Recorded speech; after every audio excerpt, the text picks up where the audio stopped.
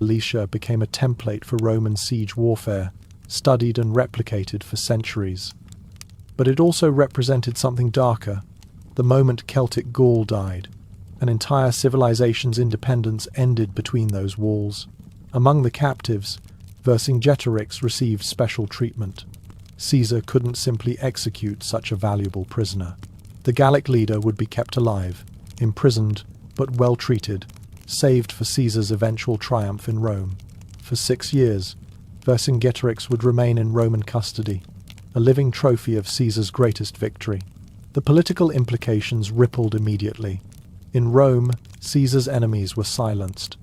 How could they criticize a general who'd defeated 300,000 enemies with 50,000 men? The Senate voted Thanksgiving celebrations.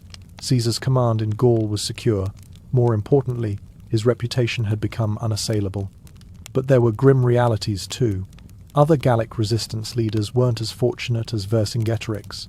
Mass crucifixions lined the roads, Caesar's message to any thinking of future rebellion. The Romans could be merciful to those who submitted, merciless to those who resisted. Alesia taught both lessons perfectly. Personal aftermaths varied. Brutus had proven himself in combat, earning Caesar's increased trust, ironic given future events.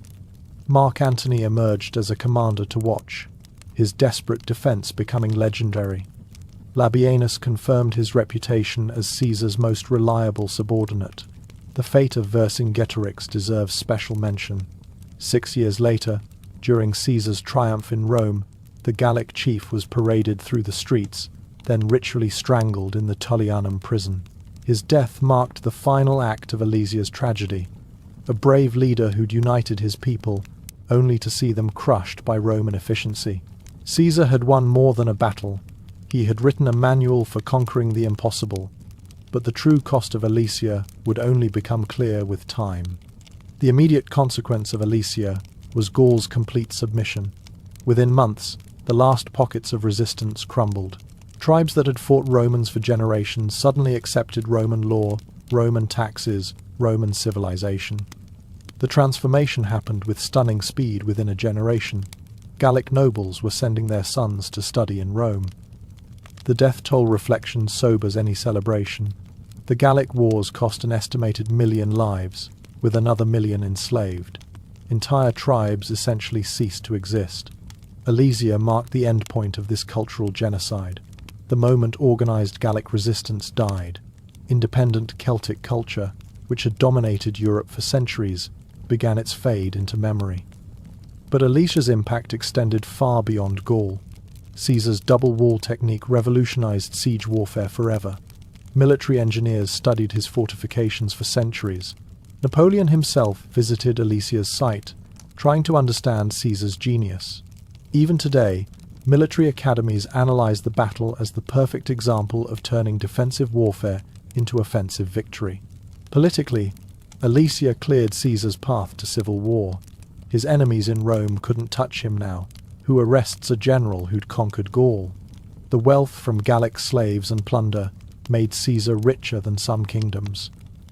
The loyalty of his veterans, forged in moments like Alesia, would follow him across the Rubicon.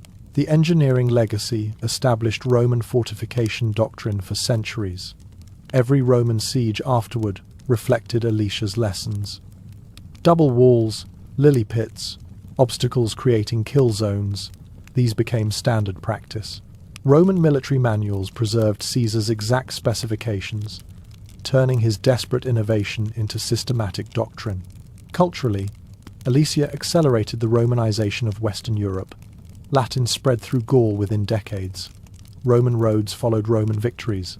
Gallic gods acquired Roman names.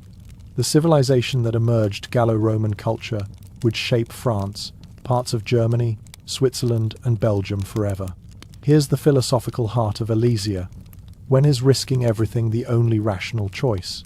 Caesar faced political destruction if he failed in Gaul.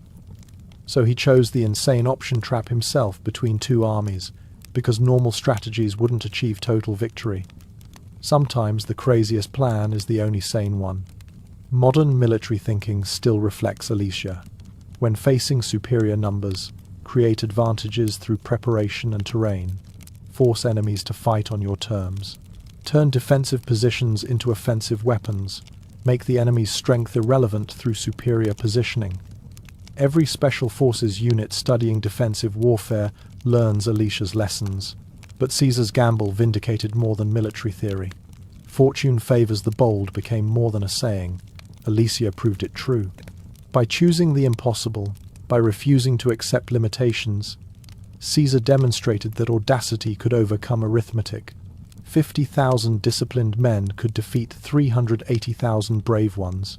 The historical pivot can't be overstated. Without Alesia, no secure Roman Gaul. Without Roman Gaul, no buffer against Germanic tribes. Without that buffer, Rome falls centuries earlier. No Roman stability means no preservation of classical knowledge through the Dark Ages. Western civilization's trajectory fundamentally altered on those September days in 52 BCE. Caesar buried 50,000 men alive, and in doing so, gave birth to an empire that would last 1,000 years. Sometimes the most insane strategies create the most lasting victories. Alesia reminds us that when faced with impossible odds, the answer isn't to retreat, it's to make the impossible possible through preparation, discipline, and sheer audacity.